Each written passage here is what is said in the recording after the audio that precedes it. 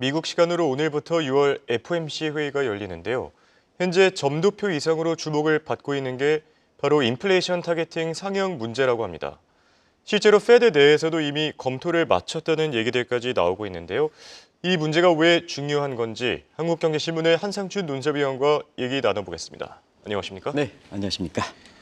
자, 오늘 시장의 최대 관심사 가운데 하나가 바로 엔비디아가 아닐까 싶은데요. 주식 분할 이벤트 그래도 무난하게 잘 마치지 않았습니까? 네, 그렇습니다. 일단 뒷 배경부터 오늘 예. 그 월가에서 화두가 됐던 이 빌딩, 저도 그 뉴욕에 여러 차례 갔습니다는 이 빌딩도 본 적이 있는데요. 예. 이 빌딩이 365 파크 에베뉴 사우스 빌딩으로 이렇게 알려져 있는데요. 물론 그 조건이 있습니다는 이게 뉴욕 맨하탄에 번화가에 있는 건물이거든요. 이게 조건이 있긴 하지만 예. 1달러에 팔렸다. 아주 충격적이죠. 1달러예요? 1달러에 팔렸다. 예. 이게 아주 FOMC 회의 직전에 나타나서 굉장히 충격적인 얘기에서 지금은 그 피벗, 이거보다도 피벗이라는 건 금리 인하보다도 더 강한 것이 와야 되지 않느냐 하는 이런 시각이 대두되고 있다고 볼 때 있습니다. 이 내용에 대해서 지금 한국경제신문도 어제 속보를 이렇게 전해주셨습니다는 인플레 타겟팅 문제.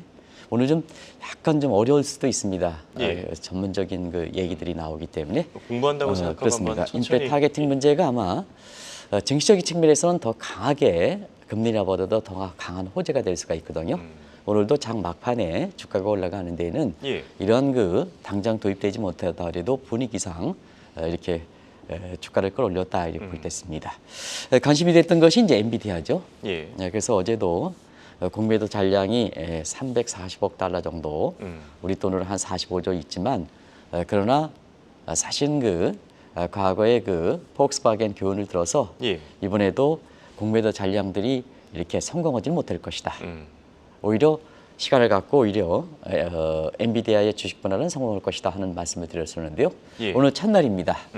그래서 이 공매도 340억에 대한 공포 이것이 어떻게 될 것이냐. 가격이 떨어지면 이 공매도 세력이 승리할 거로 이렇게 보이는데요. 플래시 크래시 현상은 미발생했습니다. 예. 그리고 또 하나의 관심이 됐던 젠스랑이 60만 주 매도 계획도 발표하지 않았습니다. 그럼에도 불구하고 오늘 그 주가는 예상대로 1% 이렇게 정도 상승해서 사실 무난하다는 평가를 받았다 이렇게 됐습니다. 예. 결국 그동안 5차례 주식 분할도 어제 말씀드린 것처럼 성공을 했는데요. 이번에도 좀 이렇게 대수가 10대 1 정도로 해서 굉장히 큰 폭으로 하긴 했지만 예. 6번째 주식 분할도 성공할 가능성이 높다는 것이 첫날 거래된 이후에 엔비디아의 향후 주가 전망이다 이렇게 보시면 됐습니다. 지금 관심이 되는 것은 이 월가에서는 미국 시간으로 오늘부터죠. 예. 사실 6월 FOMC 회의가 되는데요. FOMC에서는 이번에는 페드의 5대 요소가 있죠. 페드의 그 의사로 이제 발표문이 되겠죠. 예. 한 달 후에는 의사록이 되고 그 다음에 파월 의장의 기자회견 그리고 스래프 문제, 경제 전망 요약 문제, 점도표 이게 이제 페드 회의가 있을 때는 반드시 챙겨야 할 5대 핵심 요소인데요. 그 중에서도 점도표 가장 늦게 도입했던 점도표가 최대 관심이 되고 있다 이렇게 보겠습니다. 예. 그래서 점도표는 하반기에 통화정책 방향에서 알 수 있는 소위 옵티멀 컨트롤의 최적 통제 정책에 우리가 얘기하는 중립금리 방향을 알 수가 있기 때문에 향후 통화정책 방향을 알 수가 있다 해서 이번에 점도표는 굉장히 관심이 되고 있죠. 시청자 여러분 아시겠습니다는 점도표의 그 상향 조정 문제 이런 문제에 대해서 관심이 있습니다는 저렇게 뉴욕의 빌딩이 그또 맨하탄에 있는 것이 조건이 있긴 하지만 1달러에 매각됐다는 이 충격적 소식 때문에 그렇죠. 지금은 피봇도 늦었다. 우리도 이제 지난번에 피봇이 늦으면 예. 미국 정시에 부작용이 많이 나타날 것이다 하는 말씀을 드렸습니다. 그렇죠. 피봇이 늦었으니까 더 강력한 조치가 나와야 되지 않느냐. 그래서 증시에서는 더 강력한 조치가 나온다면 금리 인하보다 더 강력한 조치가 뭐냐. 인플레 타겟팅 올리는 거죠. 이게 이제 나오지 못하느냐. 나오지 않겠느냐. 그래서 증시가 이렇게 여러 가지 악재인데도 불구하고 상승했다. 이렇게 볼 수 있습니다. 알겠습니다. 인플레이션 타겟팅 상향 문제와 관련해서는 이 시간을 통해서 한번 천천히 계속 풀어나가 보도록 할 거고요. 네네. 저 FOMC 회의에서 최대 관심사 기존에는 거의 점도표가 아니었나 싶은데요. 이 점도표가 어떻게 나올지 알기 위해서는 페드의 양대 책무 지표부터 살펴봐야 되겠죠. 그런데 네. 최근 들어선 좀 다소 매파적이지 않습니까? 네, 매파적이었죠. 원래 이렇게 페드가 자꾸 비판이 이렇게 받을수록 예. 기본에 충실한다 그럽니다. 우리 사람 사회도 사실 어려울수록 증권사에서 뭐 상품과 관련해서 여러 가지 어려운 일 때는 우리는 기본에 충실합니다. 이런 쪽에 얘기하는데요. 예. 지금 페드라든가 파월이 여러 가지로 비판을 받고 있지 않습니까? 그렇죠. 그럼에 따라서 기본. 그러면 경제에서 보면 기본은 뭘까? 물가 문제와 관련해서 기본은 뭘까? 그게 데이터 디펜던트 방식이죠. 경제 지표에 의존하겠다. 말만 하면 파월 의장이 경제 지표에 의존하겠다. 그때 경제 지표 상황에 따라서 결정하겠다는 얘기를 5월 FOMC 회의에서도 했습니다. 지금 더욱 집착하는 양식이기 때문에 자 그러면 페드의 양대 목표가 뭐냐? 고용 창출과 그 다음에 물가 부분이다. 예. 그러면 5월 고용 지표가 다소 타이트하게 나왔죠. 그렇죠. 실업률은 높게 나왔지만 여러 가지 이렇게 사실 그 계층 간의 노동시장의 인터마켓 간에 이렇게 볼 때는 노동시장은 좀 타이트해졌다. 그럼 매파 결정이 되는 거죠. 예. 그 다음에 CPI 상승률이 오늘 5월 달에 이거 발표합니다는 지금은 전월과 동일한 한 3.4% 정도 이 정도 근원은 한 3.7% 정도 이상 되기 때문에 지금 이게 누러지지 않았다. 라스트 마일 부주가 지금 나타나고 있다. 예. 그러면 이번 그 점도표에서는 다소 그 점도표가 상향 조정하지 않겠느냐. 그러면 점도표는 직전의 점도표가 3월 점도표가 4.6%인데요. 예. 이거보다는 좀 상향 조정되지 않겠느냐 해서 그렇죠. 이렇게 자막이 돌아가겠습니다는 대체로면 지금 양대 지표로 볼 때는 점도표 상황을 볼 때는 한 4.8에서는 5%로 상향 조정되지 않겠느냐 이런 시각이 나오고 있습니다. 예. 그렇지만은 12월 점도표서부터는 작년 12월 점도표에서는 변화를 주지 않습니다. 변화를 주지 않고 있고 그게 뭐냐 적립금리가 작년 12월 점도표에서도 4.6% 나왔고 3월에서 4.6% 유지했고 예. 이번에도 좀 양대 지표로 볼 때는 좀 상향 조정되지 않겠느냐 매파 이렇게 되지만 그러나 지금은 대선을 앞두고 있는 시점이고 데이터 디펜더를 볼 때는 상향 조정만큼 충분히 사실 그 미국 사회에서 보면 공감대가 형성되지 않았다. 근데 이런 빌딩들은 자꾸 무너진다. 상업용 빌딩들은 무너진다 하는 예. 측면에서 지금 상태에서는 피벗은 늦었다. 그러면 피벗 이에 더 강한 조치가 나와야 되지 않느냐.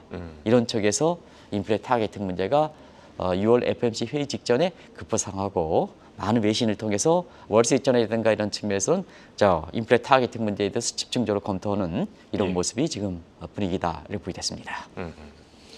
얘기를 듣다 보니까 확실히 강력한 한방이 필요할 것 같은데요. 인플레이션 타겟팅 선 상향 조정 문제. 이 예전에도 그런 얘기를 해주셨죠. 잭슨 홀 미팅에서 이게 최대 관심사가 될 것이다. 그런 만큼 월가에서도 굉장히 중요하게 보고 있는 것 같네요. 네, 우리 연초에서도 사실 그 잭슨 홀 미팅에 예. 아마 이 문제가 많이 거론될 것이다 이렇게 보는데요.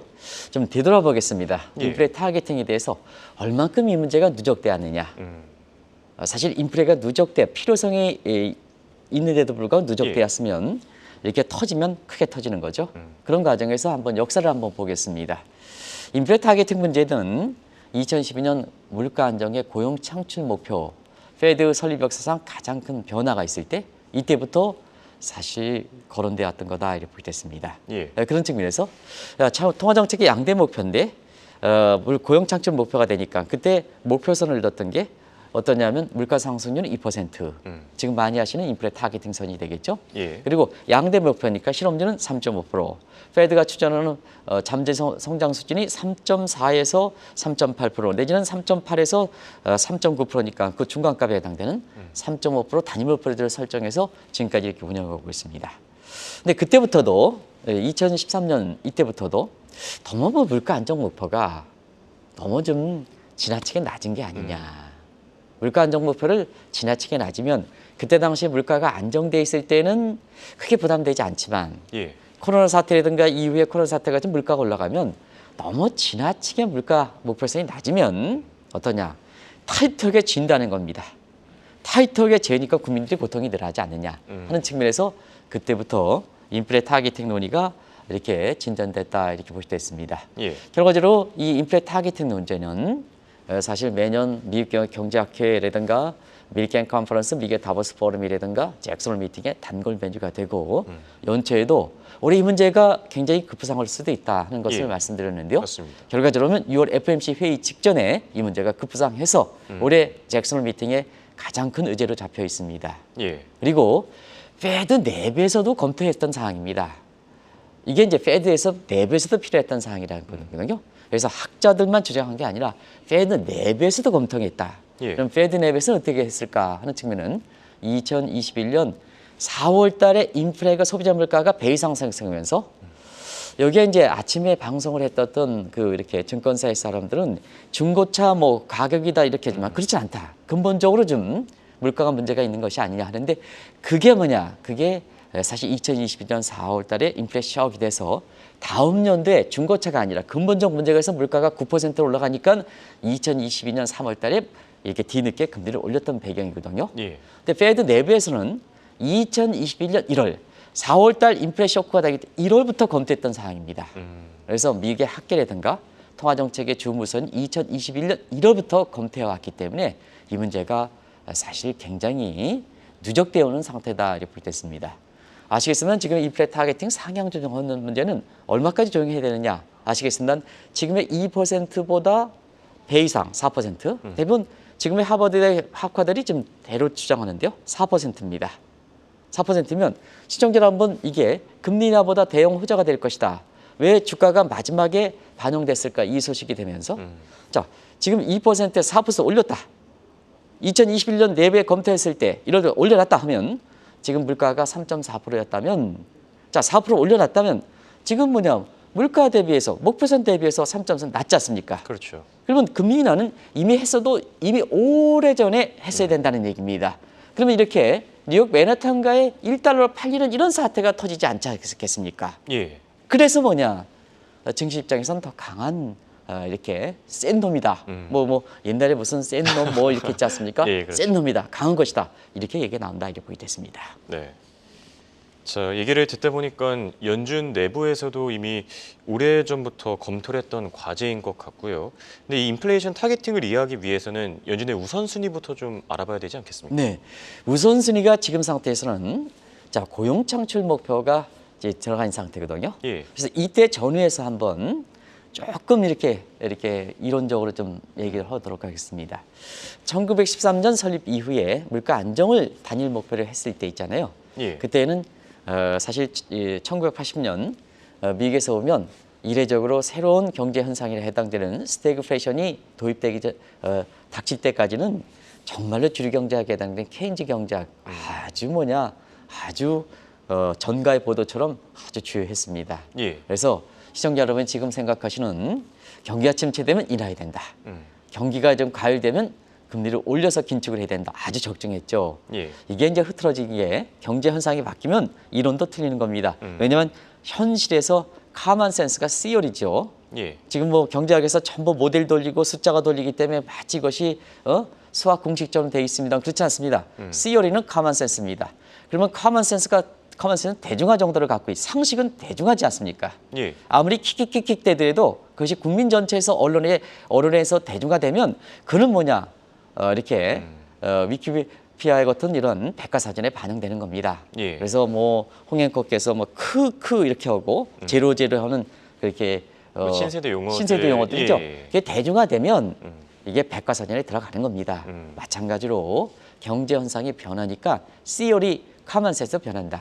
그래서 1980년대 이후서부터 스태그플레이션 닥친 이후서부터 예. 이 주류 경제학에 해당되는 그때까지 케인즈 경제학이 한계를 보이다 보니까 아시겠습니다. 이때서 이렇게 되는 거죠. 경기 침체는 경기를 안정시켜야 되죠. 물가가 올라니까 물가를 떨어뜨려야죠. 서로 트레이드업 관계에 있는 요 놓고 어디를 중시하느냐. 그래서 경기를 침체됐을 때 경기를 중시하는 금리를 내려야 되고 예. 그다음에 경기 침체에도 불구하고 물가 안정을 중시한다면 사실 긴축을 해야 되거든요. 그렇죠. 그래서 그때 당시에 이런 얘기가 나온 겁니다. 볼컴 원텐트, 그다음에 역볼컴 모멘트. 이게 인플레 타겟팅의 어떻게 보면 뿌리가 되는 건데요. 이 논쟁이 나와서 지금까지 진행되고 있다. 그러면 인플레 뿌리를 생각한다면 인플레 타겟팅 논쟁은 사실은 페드 자체에서 얘기했던 것은 2012년서부터입니다는 이론적으로 보면 1980년대, 지금부터 40년 전에 나왔던 거다. 근데 지금 이렇게 얘기가 인플레 타겟팅 2% 고수하니까 지금 40년 이후에 경제 환경이 어떻게 바뀌었습니까? 근데 아직도 통화 정책은 경제 여건을 반영해서 물가 안정 뭐 이렇게 하는데 40년 전에 인플레 타겟팅을 20%를 고집해? 그럼 홍익급 입장에서도 야, 이거 너무 고로운 게 아니냐. 이런 쪽이 나올 수밖에 없죠. 그렇죠. 이 내용이 지금 나오기 시작하는 거다 이렇게 됐습니다. 예.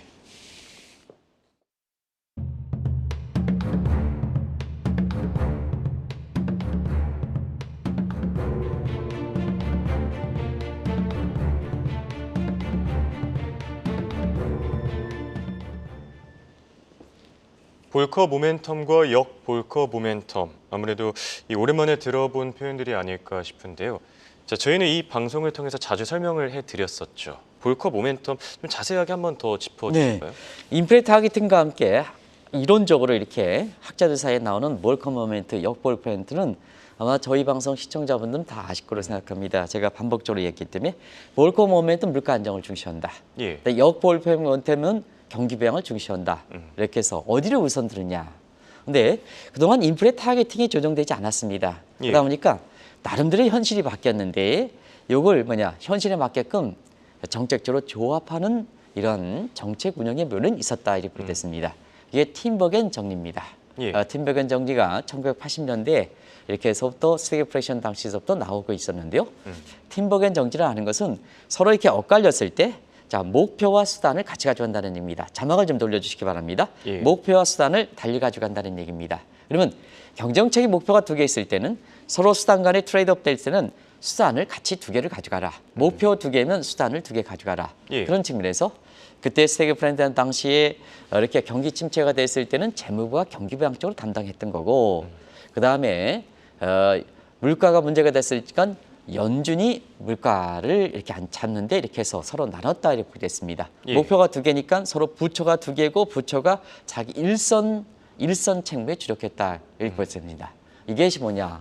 시청자 여러분 이때 재무부 창의에서 스태그네이션 경기 침체를 방어하기 위해서 수단이 없다 보니까 아서레프의 레퍼 곡선을 이용해서 세율을 내리자. 그러면 경제주체 의욕을 고요치시키자. 그러면 경제정책 의욕을 고치시키면 성장은 도모하지 않느냐. 이게 유명한 레이고노믹스도 이때 나왔던 겁니다. 예. 근데 문제는 중앙은행 입장에서 한번 보겠습니다. 중앙은행 입장에서는 그때 당시에 자 물가를 불안했던 걸 잡는 데 더 치중했거든요.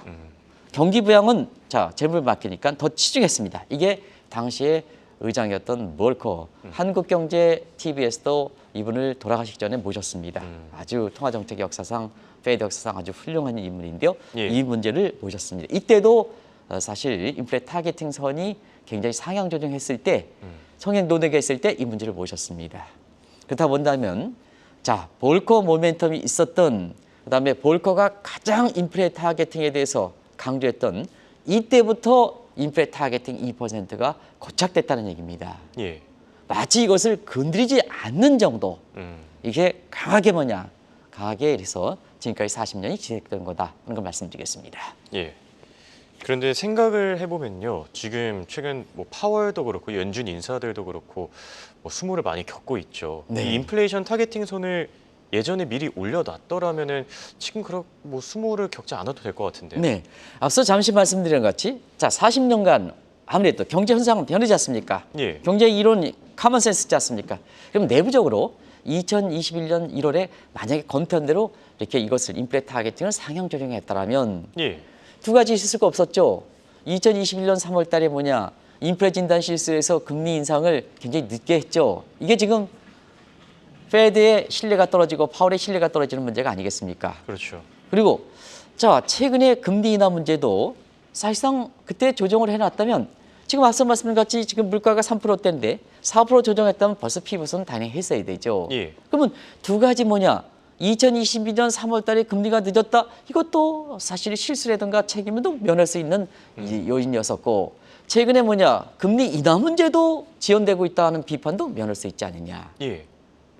해줘야 되는데 안 해주면 비판과 되고 다른 학파들이 등장하는 겁니다. 그래서 이 최근에 마이타리스를 밀턴 프리드라든가 이런 통화론자들이 굉장히 급발해서 시카고 학파들이 많이 등장하는 게 여기 있습니다. 예. 자, 페드 당신에 맡겨놨을 제대로 못해? 그러면 자율성 배제시켜라. 그래서 마이타리스리 통화론자들이 주장하는 자 인플레 타겟팅 선에 딱 해서 그보다 올리면 물가가 올라가면 금리 인상해라. 니네들 개입하지 말아라. 그리고 인플레 타겟팅 설정해서 물가가 낮아. 그럼 뭐냐? 사실 금리를 올려라. 이렇게 이제 자의성을 배제시키는 거죠. 최근에 뭐냐? 마니타리스크가 득세하고 시청자 여러분 통화의 준칙 문제 이런 예. 마니타리 룰이 제도입하자 하는 얘기가 나오는 것도 바로 그렇다 이렇게 보겠습니다. 그리고 좀 급진적이긴 했지만 UMS에 저희 이제 미국에 있을 때 자주 찾아가는 저희의 연구가 이제 거기 있었기 때문에 외국에서 저도 뭐 개인적으로 얘네 제닛 앨런이 UMS에 와서 UMS 매사추세츠 지금 강경화 이렇게 외무부 장관 전여희 장관이 UMS에 이렇게 에머스에 거기에 그 커뮤니케이션 그 학교 좋습니다. 그런데 거기에 이제 그 학교에서 나와서 이렇게 제닛 앨런이 이렇게 연설할 때 이때도 이제 방송을 전해줬습니다. 프라이스 캡 메커니즘 모자를 쓰여라. 농구 선수의 연봉에 상한선을 주는 것처럼 연봉을 싹 씌워라. 이게 급진 좌파에 해당되는 거죠. 이만큼 뭐냐 다른데 비판을 받아왔다. 그래서 내부에서 이런 비판까지 나올 정도로 다른 학파까지 나올 정도로 이렇게 비판을 받다 보니까 예. 이번에도 뭐냐 결국 페드 내부 입장에서도 인플레 타겟팅에 이렇게 상향 조정하는 문제를 좀 이렇게 내부적으로 조정이 끝났다 이런 얘기가 나오는 거다 이렇게 볼 수 있습니다. 예. 자, 그리고 찾아보니까 잭슨 홀 미팅, 올해도 인플레이션 타겟팅 선이 굉장히 큰 화두가 될 것 같은데 주요 의제로 다뤘던 2013년도 상황과 비교를 해볼 필요도 있을 것 같은데 어떻게 보십니까? 네, 2013년 상의 인플레 타겟팅이 앞서 말씀드렸같이 가장 얘기가 많이 났다는 거거든요. 예. 그때는 뭐냐? 그때는 2009년서부터 양적완화, 제로금리 도입해서 그걸 이제 정상화시킨다. 출구 전략 얘기했을 때 그때 소위 테이퍼링 얘기가 그때 나온 겁니다. 이때 테이퍼링인데요. 자, 테이퍼링을 너무 인플레 타겟팅을 2% 설정한 상태에서 이게 되는 게 아니냐. 예. 그럼 인플레 타겟팅을 이렇게 4% 올려놨다면 어떻게 될 것이냐 하는 측면에서 너무 테이퍼링을 늦게 추진하지 않았느냐. 인플레 타겟팅을 4%면 테이퍼링 좀 앞서서 추진할 수 있었지 않았냐. 그렇죠. 그럼 경제가 좀 전반적으로 보면 금융위기 때 침체되고 그다음에 그 위에 양적 완화 정책에 의해서 그냥 미국 경제가 기복을 줄일 수 있지 않느냐. 이때 나옵니다. 지금은 거꾸로가 반대가 되는 상황이죠. 예. 그래서 올해 인플레 타겟팅 문제는 두 달 후에 잭슨 홀 미팅이 됩니다는 반대적인 상황에서 인플레 타겟팅을 좀 올려놨더라면 선제적으로 지금 긴축에서 피벗 쪽으로 돌아가면 저렇게 최악의 상황인 뉴욕 맨하탄가의 1달러로 일으켜야 되는 매각하는 저런 사태는 벗어나지 않았겠느냐 하는 측면에서 2013년에 인플레 타겟팅 논의가 굉장히 거셀 때 반대적 상황에서 인플레 타겟팅이 잭슨 홀 미팅하고 굉장히 크게 얘기되는 거다 이렇게 보겠습니다. 예. 그래서 대체로 지금 뭐냐 앞선 사람이 폴 크루만 그랬죠. 그다음에 지금 하버드 학파들이 지금 굉장히 나서고 있습니다. 그리고 여기에 통화정책의 불가역성을 들었던 닥터 드비라 하는 루비니 교수조차도 옹호를 하는 상태입니다. 이 양반은 주가가 50%를 떨어져야 된다. 이렇게 얘기하는 사람인데도 불구하고 인플레 타겟팅 문제, 상향 조정하는 문제에 대해서는 상당히 이번에 공감대를 형성시키는 문제거든요. 예. 상당히 앞으로 이 논의는 굉장히 이렇게 진전될 가능성도 있다. 이런 걸 말씀드리겠습니다. 알겠습니다. 자, 결론을 맺어보겠습니다. FOMC 회의를 앞두고 급 부상하고 있는 인플레이션 타겟팅 문제. 자, 우리에게 주는 시사점도 있을 것 같은데요. 결론과 함께 전해주시죠. 네, 시간이 다 돼서 다음 문제 좀 말씀드리겠습니다. 작년 4월에 이창용 총재께서 IMF 중개연차총회에서 인플레 타겟팅 문제에 대해서 아주 모호한 발언을 하셨죠. 인플레 타겟팅 상향 조정할 필요 없다. 근데 우리는 한국은 인플레 타겟팅 상향 조정할 필요가 없다 이렇게 얘기했습니다. 예. 당시에 IMF의 그 참여자 입장에서는 이 총재 발언에 대해서 굉장히 두 가지 의문을 제시했습니다. 사실 신흥국은 인플레 타겟팅이 필요한 국가입니다. 특히 타겟팅선 상향 조정이 필요 없는 국가입니다.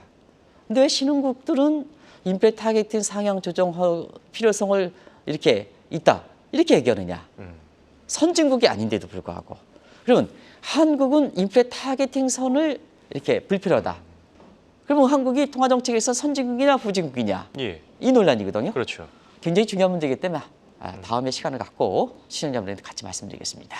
예, 알겠습니다. 지금까지 도움 말씀의 한국경제신문의 한상준 논설위원이었습니다. 네, 고맙습니다. 네, 고맙습니다.